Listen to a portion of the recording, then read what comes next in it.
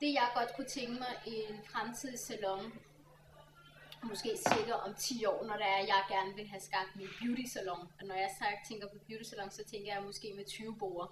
Ja. Og vi gør det til sådan ligesom et event eller sådan en begivenhed, når man kommer ind, ligesom man gør faktisk i USA, at man bare bliver pamperet fra top til tå, ikke?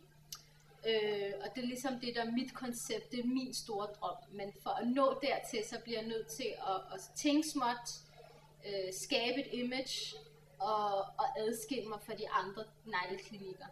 Og det vil jeg gøre måske ved, at negleklinikker indeholder ikke kun at skabe 10 flotte negle med gelé eller kryn, men det handler også om at lave spa, manikyre og pedikyre for at rense hænder og gøre dem flotte, fjerne død hud på fødder osv. Og der vil jeg måske gå ind og bruge nogle andre produkter, som er måske mere allergivenligt, og er måske nogle produkter, som ikke indeholder så mange kemikalier, for at skabe skønhedssalon, sundhedssalon. Jeg starter helt klart med de bedste produkter, og det er verdenskendt, og det allerede der er der mange kunder, der tænker, nå okay, hun arbejder med det, der hedder Creative CND, og det er det bedste og mest holdbare produkt.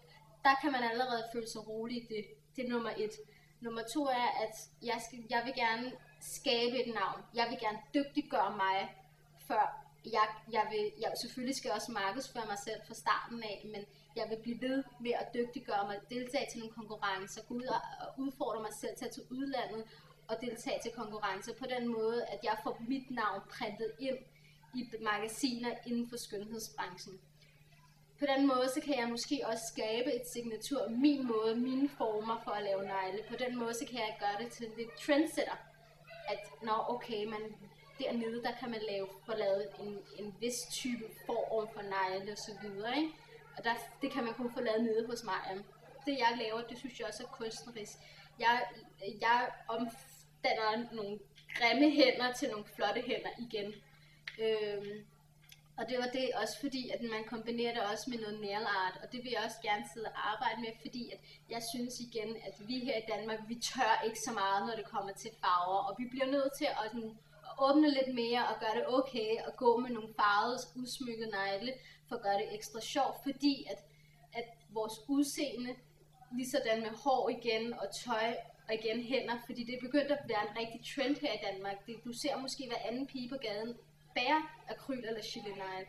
For at adskille det sådan lidt, så tænker jeg sådan, måske skulle man gøre det en lidt mere hot, noget mere trendy, at det er okay, at man har udsmykket negle, fordi det giver også lidt af et indtryk af ens personlighed, ligesom hvis man kommer rødhåret eller lyshåret eller karseklippet osv. Det er også udtrykkelse af sin personlighed, og det er også det præg vil jeg gerne have inden for at lave negle også. Det vigtigste for mig, det er noget, jeg kan lide at lave, og det er faktisk det, der er nøgleordet i hele mit koncept, at det er noget, jeg kan lide at lave.